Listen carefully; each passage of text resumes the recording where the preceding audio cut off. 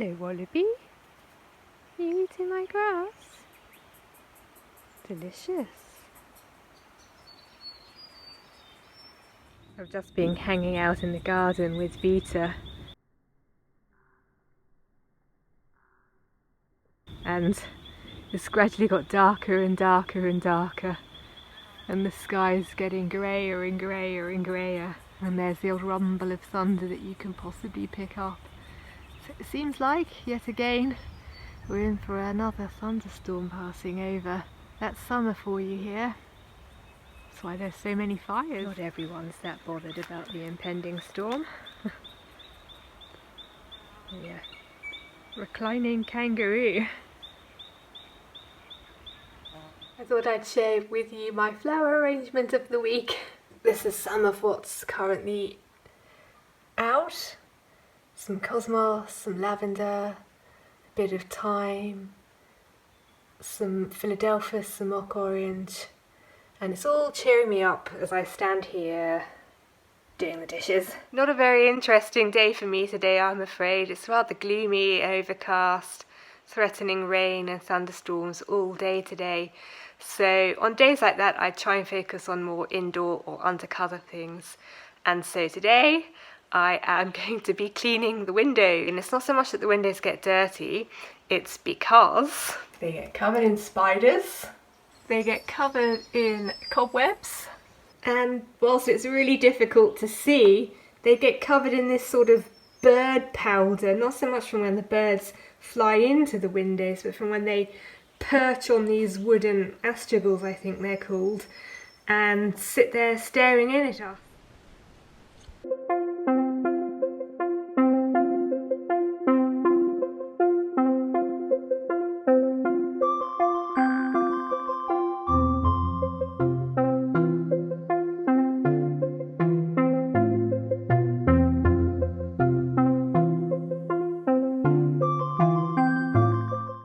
It's Monday morning and we have started the day by processing that Pomaderus wood that you would have seen us collecting last week. Not a bad haul, all things considered. That should, in all seriousness, keep us going for about a month.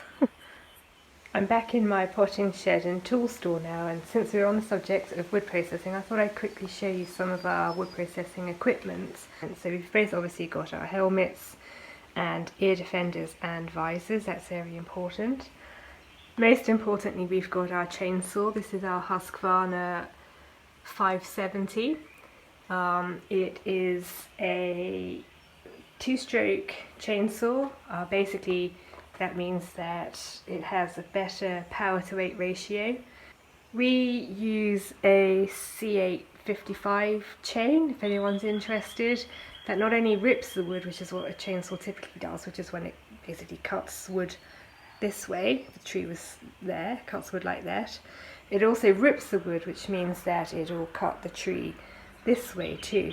That's very handy because the wood here is pretty much all hardwood, and that helps to process it. Here we've got our wood splitter. This is Fiskars, which I think is an Australian brand.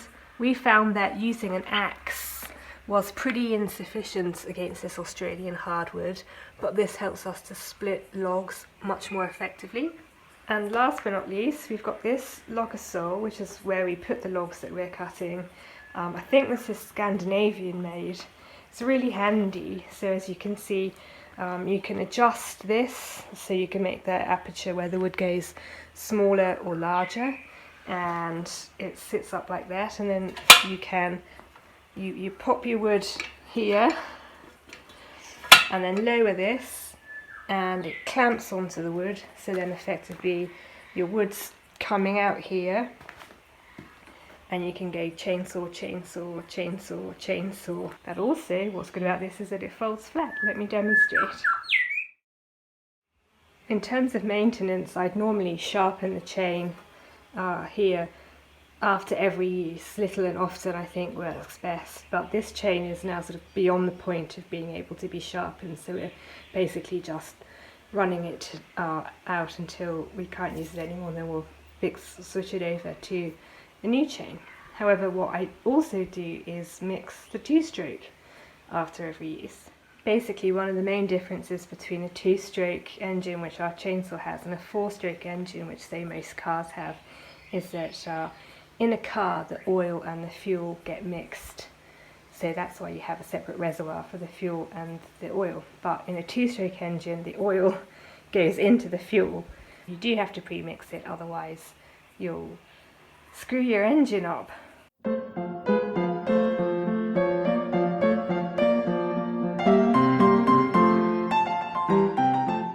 If you're interested, the ratio is 20 mils or 1 tablespoon of 2-stroke oil to 1000 mils of petrol.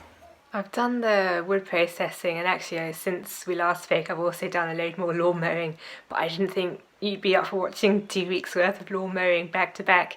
So I've come into the house now to make some lunch, and I'm just going to make, as part of that, some hummus. And it's so easy to make, I thought I'd show you how I do it. So firstly, take a can of chickpeas. We drain most of the juice out of. You can keep it and use it as a replacement for egg white in some recipes, but I don't do that because I eat eggs. Do keep some of the juice though. You don't want all of that because otherwise you end up with a really sloppy hummus. Put it into the bowl. So, next we need some lemon juice. I'm lucky enough to have a lemon tree in my garden, covered in lemons. Chopped it up.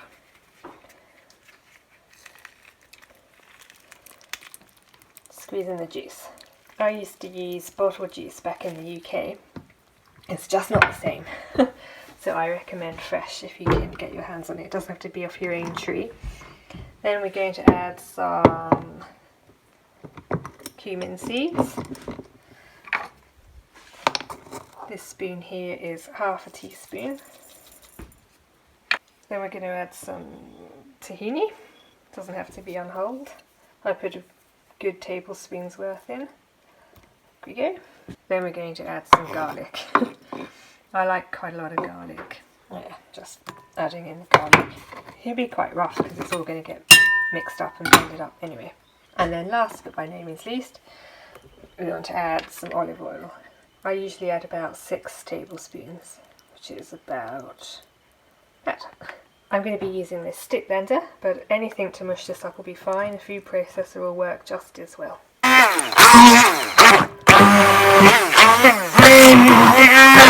Then we give that a bit of a mix. And the last thing I add is salt to taste. So here's salt. This is about half a teaspoon. Shove that in. Give that a stir. Let's see what we think. Lovely. And that was basically in real time, so there you go. Dead easy to make, well worth it.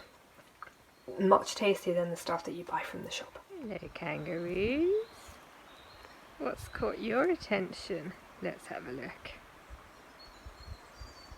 Oh, it's Vita the cat. Good morning, welcome to Tuesday. I've just spent part of the morning finishing cleaning the windows. I have done the outsides today because it's much nicer weather. I thought I'd just talk very, very quickly about a feature of Australian doors and windows that you don't see very much in Britain, or I think in Europe or many other places in the world that I've been, and that's the ubiquity of fly screens. Let me show you. So you can probably see that this window has this sort of mesh on the outside of it. This is a very basic fly screen which is just held in place by clips, but they're so handy. I know that Australia is quite famous for its flies, but back in the UK I would always have my patio doors and windows open. And I don't know about you, but I've got this thing about flies, wasps and bees coming into the house, and inevitably I'd sling the patio doors open and in would come this army of bees. And had we have stayed in the UK, I would definitely have ordered some to put on their patio doors to the garden room, because I think they're just so handy. I don't know why you don't see them more often in places in the UK and other places. Nevertheless, fly screens, very, very handy. highly recommend. I'm in Will's car again because we're off on another outing, this time primarily to get our COVID booster injections, which I don't think I'll film, but also have another couple of other errands to run, so I thought it might be fun to bring you along too.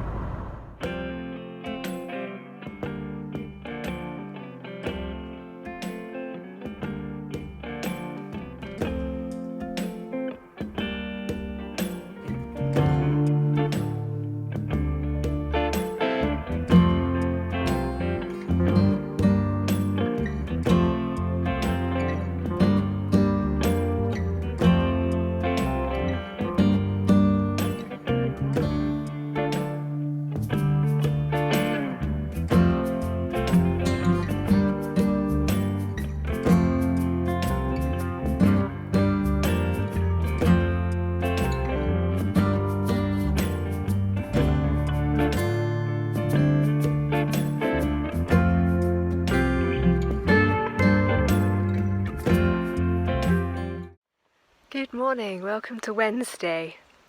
I'm feeling a bit subdued today. I don't think it's anything to do with the COVID booster, although I do have a bit of a sore arm. I think it's all this lawn mowing. I get terrible hay fever and I spend about half of my year on antihistamines. But when you manage a small property or a farm or any sort of business of your own, I'm afraid the show has to go on. And so today, Wednesday, which I also call Weed Killer Wednesday, although technically I'm not killing the weeds, and technically they're not really weeds, but what I'll be doing today is part of my weekly cycle of property maintenance, and that is trying to suppress the bracken. Let me show you. So what you're looking at here is the beginning of the forestry behind our house, and what you can see here is a type of fern called a bracken. We get bracken in the UK. This is a different species. This is a native species called Pteridium esculentum. I really like bracken. It's got many positive qualities. It does help to suppress other weeds, it provides cover for animals, and also I harvest it at certain times of the year and chop it up into small pieces, and I add it to some of my compost heaps to create a compost that is a substitute for peat. So it's got all sorts of practical uses, more than I've listed there, but also from my experience it burns like an absolute bugger. And so whilst I don't mind having it on the property, I welcome it. What I like to do is draw a line and have a part of the property that is closest to the house, so again that sort of 50-metre perimeter, so there's the back of the house there, which is cleared of bracken. I should say that this part that I've just showed you here was never as full of bracken as this, so I haven't cleared the equivalent of that from here.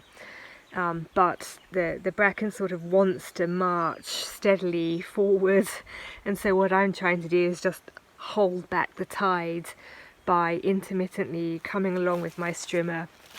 You can probably see a little frond coming up there and taking that kind of thing out, just to keep it back from my important buildings like my house, my important infrastructure like my water tank, as well as keeping some of the footpaths that I've made around the property clear as well.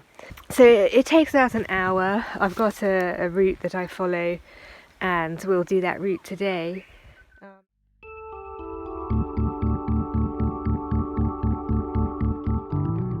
I've just made my way to the top of the bracken line.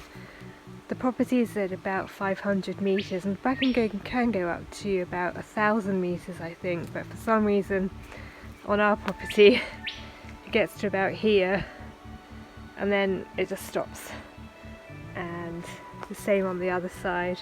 So the bracken line sort of there, bracken, and then anything higher than that line, no bracken.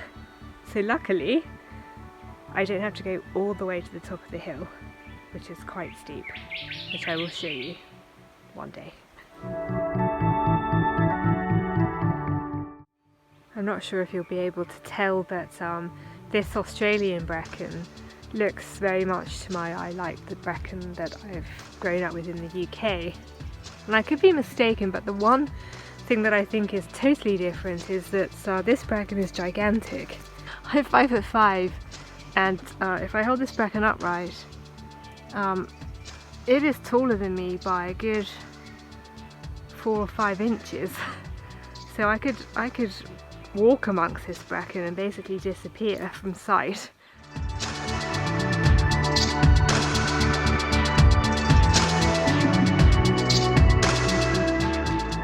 I've just stopped here for a minute just to show you. The reason I'm streaming here is because this fence line is our southern boundary, so this is our next door neighbour's property and we're this side, so in effect this is our southern fire break, so I like to keep this clear. I call this a Mr. Darcy walk because of the Jennifer Reilly Pride and Prejudice adaptation. There's that bit where sort of Mr. Darcy's on the Rosings parkland strolling around and they're sort of walking about, and then he's on his horse, and anyway, so this sort of great big avenue, cleared avenue of lawn puts me in mind of Rosings Park and Mr. Darcy, so I call it the Mr. Darcy walk.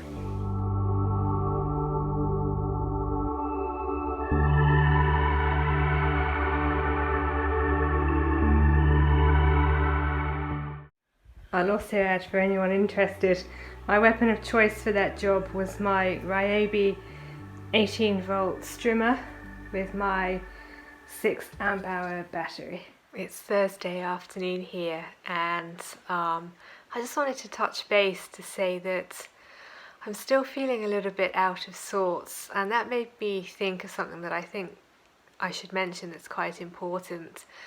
I realised with this sort of vlog or social media that it's so tempting to present a portrayal of your life which is idealised and not entirely accurate or real.